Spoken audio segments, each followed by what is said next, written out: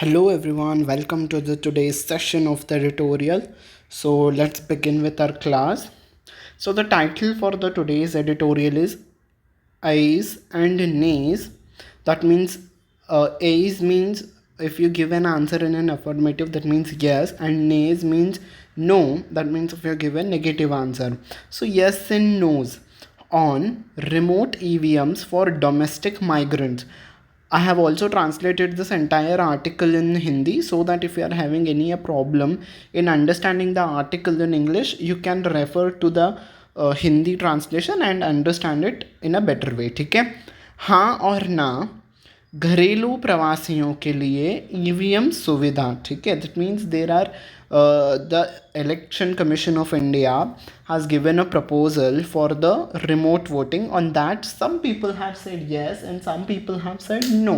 So the article is the article will be analyzing that what are the pros, cons, who all said yes for it, who all said no, and everything will be analyzing. ठीक है, higher turnout is worth striving for but not without sufficient safeguards.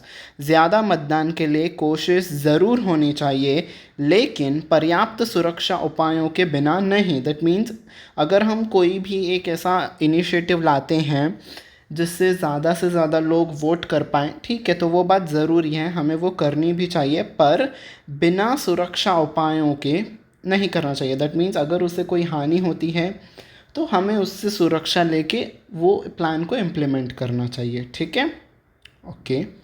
So here is the vocabulary. As as I said an affirmative answer, that means yes, and nays a negative answer, that means no. ठीक है, census and official count और survey specially of the population, मतलब लोगों की जो जनगणना होती है उसे हम कहते हैं सेंसस. प्रोटोटाइप मतलब एक एग्जाम्पल होता है, एक ब्लूप्रिंट होता है किसी भी चीज़ का. ठीक है, an original model on which something is patterned. ठीक है, एट हैंड मतलब अबाउट टू हैपन, जो चीज़ अभी होने वाली है, that is eight hand.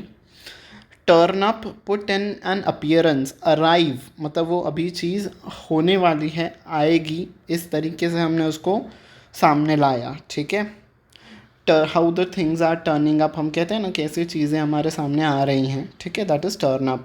Integrity का मतलब होता है the quality of being honest and having strong moral principles. सच्चाई, सच्चे तरीके से होना, सभी मॉरल प्रिंसिपल्स को फॉलो करते हुए, उसे कहते हैं इंटीग्रिटी. ठीक है, स्केप्टिज्म का मतलब होता है doubt. If you are under a scepticism, that means you are under a doubt.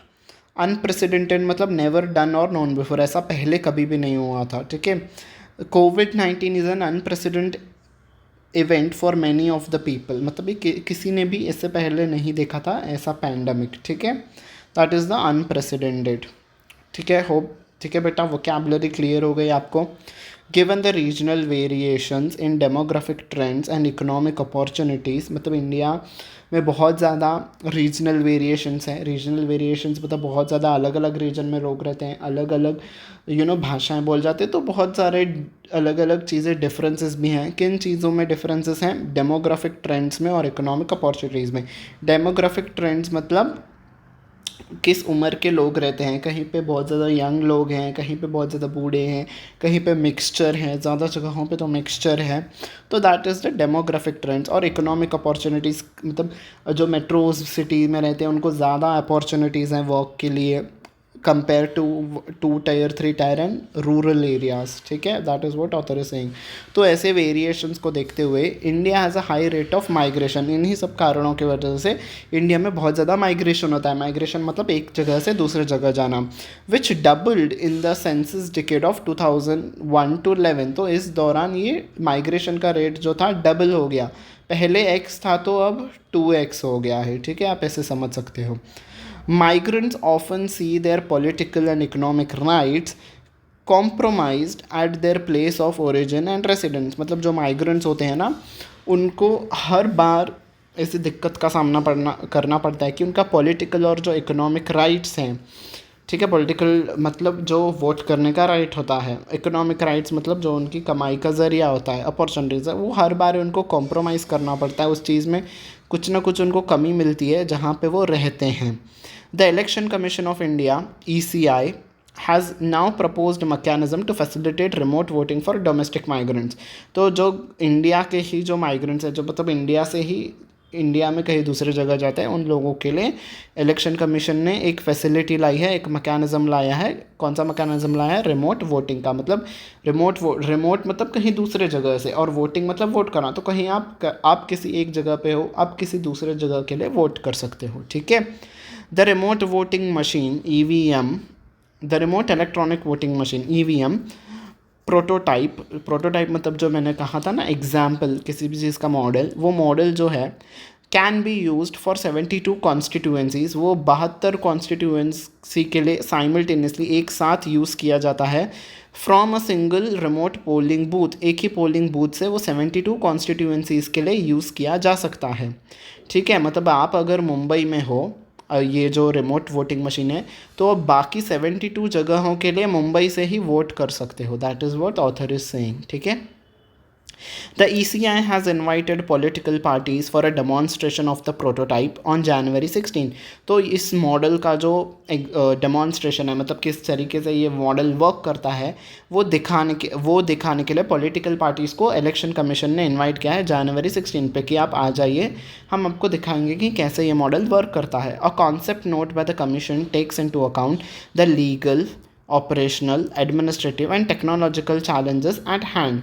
तो आयोग की अवधारणा नोट में कानूनी, परिचालन, प्रशासनिक और तकनीकी चुनौतियों को ध्यान में रखा गया है. मतलब इस मॉडल में, और इस जो ये जो मॉडल बनाया गया है ना, तो इस मॉडल को बनाने में किन चीज़ों का ध्यान रखा है? लीगल जो भी चैलेंजेस आते हैं उसको भी ध्यान में रखा गया है, ताकि कोई लीगल चैलेंजेस ना आए, ताकि कोई ऑपरेशनल चैलेंजेस ना आए. ऑपरेशनल मतलब उस चीज़ को यूज़ करते हुए ऑपरेशन में. एडमिनिस्ट्रेटिव मतलब उसको संभालने में कोई दिक्कत ना आए. और टेक्नोलॉजिकल चैलेंजेस, जो चैलेंजेस ये सभी के लिए ना कॉमन है. Legal challenges, operational challenges, administrative challenges, technological challenges at hand. तो ये सभी चैलेंजेस जो वर्ड है ना, इन सब के लिए कॉमन है. तो टेक्नोलॉजिकल चैलेंजेस यानी कि जो टेक्निकल ग्लिचेस आते हैं वो भी ना आए, इन सभी चीज़ों का ध्यान रखा गया है इस मशीन को, इस मॉडल को बनाने के लिए. ठीक है. आप चाहे तो इस पूरे पैराग्राफ को हिंदी में भी पढ़ सकते हो. ठीक है बेटा. मैंने ग्रामर इसलिए किया है यहाँ पे कि कंपैरेटिवली के बाद यहाँ पे पॉजिटिव डिग्री आएगा, ना कि कंपैरेटिव डिग्री. कंपैरेटिवली हायर नहीं आएगा यहाँ पे. कंपैरेटिवली के बाद पॉजिटिव डिग्री हाई का पॉजिटिव डिग्री जो होता है हाई, वही आएगा, ना कि हायर आएगा. ठीक है. तो वो ग्रामर दिखाना था. रेड कलर में यहाँ पे इसलिए किया है क्योंकि तो यहाँ पे आके आपको ब्रेक देना है. ठीक है. वो कैसे ब्रेक देना है मैं आपको बताऊँगा. ठीक है. Voter participation is comparatively high in India. अगर हम कंपैरिजन करें तो इंडिया में हाई है, मतलब ज़्यादा लोग वोट करते हैं. येट इन 2000 पर फिर भी, अभी कॉन्ट्रास्ट है, येट से कॉन्ट्रास्ट दिखाया गया है, पर फिर भी 2019 में क्या हुआ था, जो इलेक्शंस हुए थे, 1 in 3 voters did not turn up.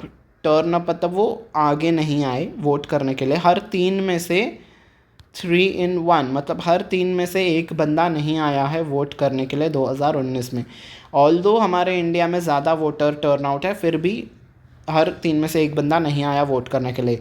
Going by the 2017 economic survey, 2017 का अगर हम इकोनॉमिक सर्वे देखते हैं तो there are around 14 crore internal migrants in the countries. 14 crore internal migrants, मतलब हमारे देश में ही जो एक जगह से दूसरी जगह जाते हैं अपने ही देश में, ऐसे 14 crore माइग्रेंट्स हैं हमारे देश में.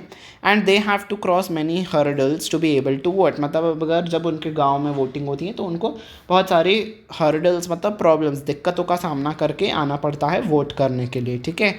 Anything that advances their rights must be welcome. मतलब कोई भी चीज़ अगर उनके राइट्स को, ये जो उनका हक है ना वोट करने का, उसको एडवांस करता है, उसको ईजी बनाता है, तो दैट इज़ वेलकम. हाँ, तो वो चीज़ होनी ही चाहिए. But a hurried move only do damage to the integrity of the electoral process. पर अगर जो हड़बड़ाहट में लिया हुआ, जल्दबाजी में लिया हुआ कोई भी कदम है ना, वो और ज़्यादा हार्म करेगा किसको? इंटीग्रिटी को. इलेक्टोरल प्रोसेस मतलब जिस तरीके से इंडिया में वोट होता है, ठीक है, जो EVM मशीन है, तो पूरा का पूरा इलेक्शन जो प्रोसेस है उसकी इंटीग्रिटी को हार्म कर देगा। अगर जल्दबाजी में कोई भी लेंगे ना तो फिर लोग और जल्दबाजी में लिया हुआ कदम में अगर कोई प्रॉब्लम छूट जाती है तो लोगों को ना डाउट्स होने लगेंगे कि भाई इस प्रॉब्लम का तो इन्होंने सॉल्व ही नहीं किया है और आ गए हैं वोटिंग करवाने। तो ऐसे इंटीग्रिटी को हार्म होगा इलेक्शन कमीशन के, ठीक है। विच मैनी फियर, जो कि बहुत लोग को अभी से ही डर है कि इज़ एरोडिंग। तो अभी से ही ऐसे लोगों को बहुत ज़्यादा लगता है कि इलेक्शन कमीशन जो है ना, हमारा इलेक्ट्रोल प्रोसेस, हमारे इलेक्शन सिस्टम से बहुत लोगों का भरोसा ख़त्म हो रहा है। एरोडिंग मतलब ख़त्म होना। तो ऑलरेडी लोगों का भरोसा ख़त्म हो रहा है एंड फॉर वैलिड रीजंस। उसके लिए वैलिड रीजंस भी हैं भरोसा ख़त्म होने का, अभी से ही बहुत ज़्यादा ख़त्म हो रहा है। और अगर हड़बड़ाहट में कोई और कदम लिया गया तो और ज़्यादा डैमेज करेगा इलेक्ट्रोल प्रोसेस के इंटीग्रिटी को इंडिया में, ठीक है। ECI's recent conduct, including 2022 Gujarat assembly elections, has been less than reassuring. हाल ही में जो गुजरात में विधानसभा चुनाव हुए थे ना, उसमें इलेक्शन कमीशन का जो व्यवहार था वो इतना सेटिस्फैक्ट्री नहीं था। मतलब लोगों को जिस तरीके से इलेक्शन कमीशन ने गुजरात में इलेक्शन करवाई ना, वो लोगों को पसंद नहीं आया, उतना सेटिस्फैक्ट्री नहीं था। रीअश्योरिंग, अश्योरिंग मतलब सेटिस्फैक्ट्री, हाँ हमें अश्योरेंस है, आप पे भरोसा है, लोगों को भरोसेमंद वो इलेक्शंस नहीं लगे, ठीक है। The ECI process has remote voting for migrants as early as this year, ठीक है। जब सेम प्रपोजिशन आता है उसके बीच में आपको सिंगुलर नाउन लिखना होता है, तो वो इसलिए ग्रामर हुआ है। तो इलेक्शन कमीशन अब क्या चाहता है, वो रिमोट वोटिंग का जो ये प्रोसेस है वो जल्द से जल्द शुरू करवाना चाहता है, और वो इसी साल, इसी ईयर में ही वो स्टार्ट करवाना चाहता है। While there is no technical bias for allegations of fraud. अभी हाल फिलहाल तो इस सिस्टम पे कोई भी टेक्निकल, जो अभी का प्रेजेंट सिस्टम है इलेक्शन का, उस पर हम अगर हम टेक्निकली देखे जाए तो कोई भी एलिगेशंस मतलब इल्ज़ाम लगाने के लिए हमारे पास कुछ नहीं है। फ्रॉड के इल्ज़ाम लगाने के लिए हमारे पास कोई प्रूफ नहीं है, कोई सबूत नहीं है, कोई भी वैलिड रीज़न नहीं है। सिंगल किस चीज़ के लिए, ये जो सिंगल कॉन्स्टिट्यूएंसी है, नॉन नेटवर्कड EVMs हैं। सिंगल कॉन्स्टिट्यूएंसी मतलब एक कॉन्स्टिट्यूएंसी पे एक ही मशीन रखी जाती है, और नॉन नेटवर्क मतलब ये किसी भी नेटवर्क से जुड़ी हुई मशीन्स नहीं हैं, तो इससे कोई भी हैक नहीं कर सकता है EVMs को। तो ऐसी मशीन पे हम कोई भी टेक्निकल कोई इल्ज़ाम अब फ़िलहाल तो हम नहीं लगा सकते हैं। पर वाइल से हमें क्या दिखाया गया है, कॉन्ट्रास्ट। पर पब्लिक का जो ट्रस्ट है ना इन देम मतलब EVMs में, never been lower than it is today. अब तक का दिन अगर हम कंपेयर करें तो आज जितना कम हुआ है ना, lower than it is today, आज के दिन में जितना कम हुआ है ना ट्रस्ट लोगों का, पहले कभी भी इतना कम नहीं था इलेक्शन प्रोसेस में इंडिया के लोगों का। That is what author is saying. Public trust is the only strength of any electoral process. मतलब जब पब्लिक स्ट्रेंथ, अगर पब्लिक का विश्वास है आपके इलेक्शन सिस्टम में, तो वही सबसे बड़ी स्ट्रेंथ है आपके लिए, ठीक है। मतलब डेमोक्रेसी है तो by the people, for the people, to the people, सब कुछ पब्लिक के लिए ही होना चाहिए। अगर पब्लिक के हिसाब से ही कुछ नहीं हो रहा है, उनका ही ट्रस्ट नहीं मिल रहा है, तो क्या फ़ायदा उस इलेक्शन प्रोसेस का, ठीक है। With EVMs the voter has no way to see whether the vote is recorded as it is cast. तो यहाँ पे ऑथर कह रहे हैं कि EVMs में जब इंसान वोट करता है तो उसे पता नहीं चलता है कि किस बंदे को उसने वोट किया है। आई डोंट नो ऑथर इस बात को कैसे कह रहे हैं, बिकॉज जितना मैंने इलेक्शन प्रोसेस को देखा है और जाना है, तो अगर आप जानते होंगे तो EVMs के साथ इंट्रोड्यूस किया था VVPATs, ठीक है। VVPATs होते हैं जहाँ पे आपको एक चिट सी दिखाई देती है कि आपने जब आप वोट के बटन को यहाँ पे प्रेस करते हो, तो आपको इस VVPAT मशीन में दिखाया जाता है कि आपने किस बंदे को, किस कैंडिडेट को वोट किया है। आई डोंट नो ऑथर ने ये बात कैसे कह दी है। लेट्स सी, ऑथर को शायद थोड़ा कुछ एनालाइज करना चाहिए था, या फिर उन्होंने किस कॉन्सेप्ट में ये बात कही है, I don't know. But VVPATs का ध्यान मेंशन यहाँ पे आना चाहिए था। सो ये लाइन कहीं ना कहीं डिविएट होती है, ठीक है। ये थोड़ा कुछ फॉल्ट है इस आज के एडिटोरियल में, ठीक है।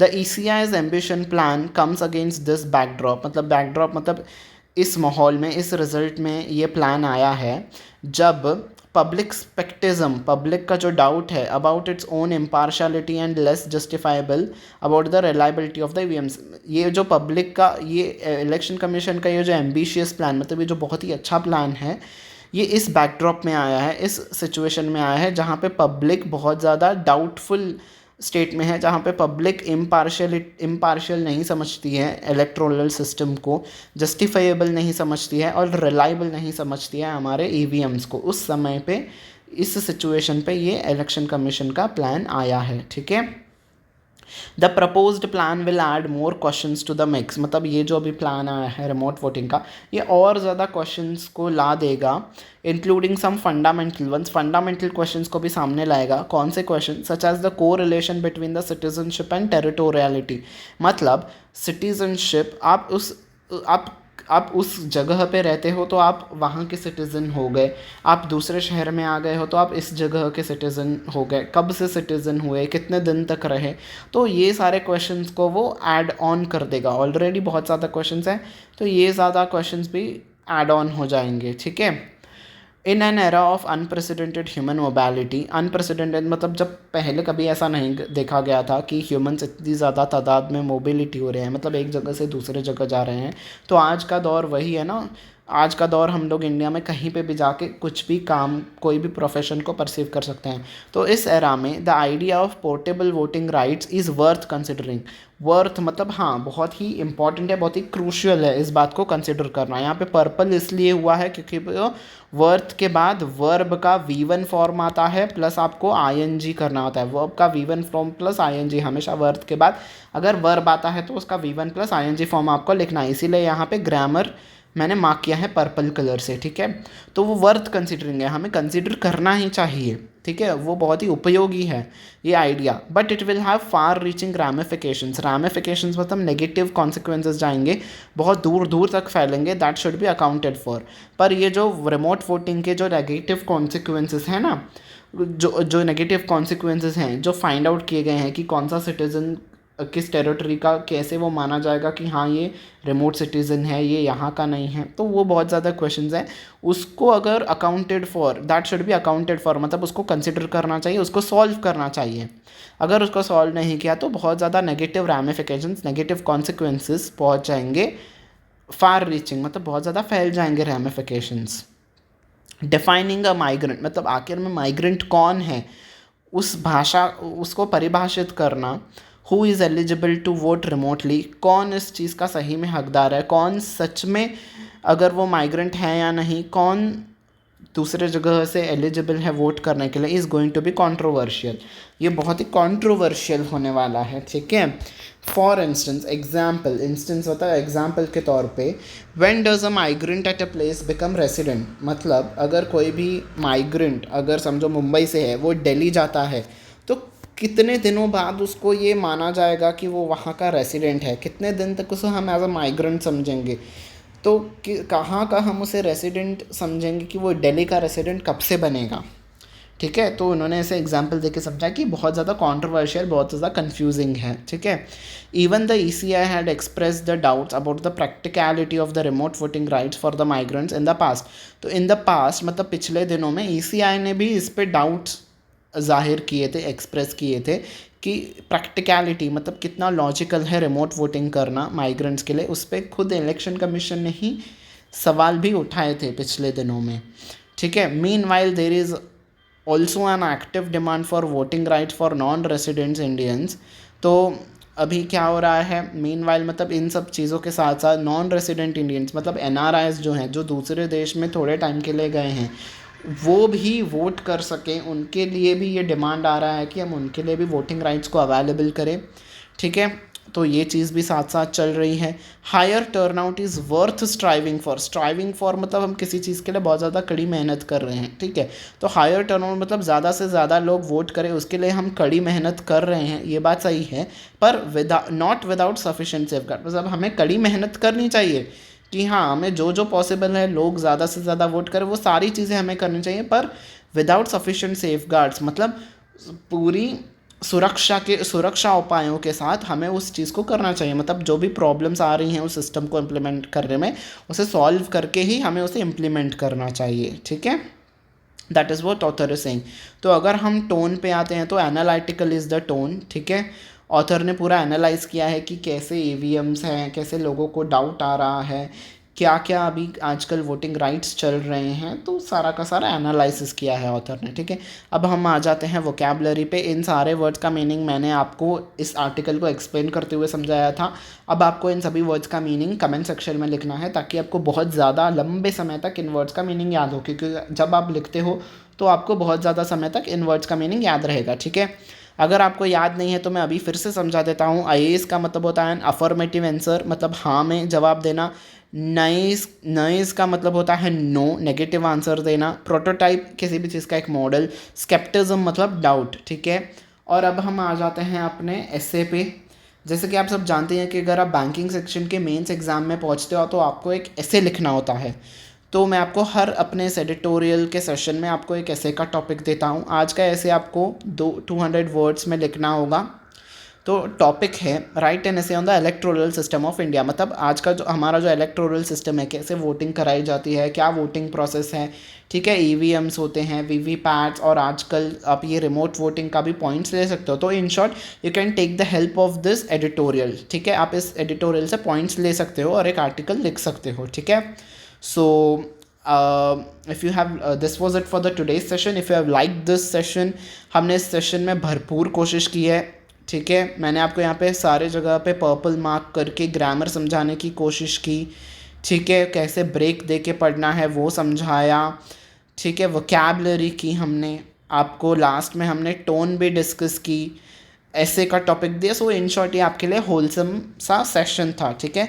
So I request you all to share this session with all of your friends, चाहे वो एसएससी के लिए प्रिपेयर कर रहे हो, बैंकिंग के लिए प्रिपेयर कर रहे हो, रेलवेज हो, इंश्योरेंस हो, आईबीपीएस, आरआरबी, ठीक है, आरबीआई हो, ठीक है, ताकि उनको भी हेल्प हो। इनफैक्ट यूपीएससी के स्टूडेंट्स के लिए भी ये बहुत ही हेल्पफुल होगा, ठीक है। In fact you can share the session with your family members also, ठीक है। उनके लिए भी यूज़फुल होगा कि आजकल हमारे इलेक्टोरल सिस्टम में क्या चल रहा है, ठीक है। So do share it with others and please like this session, ठीक है। So this was it for the today session. Now will be winding up, ठीक है।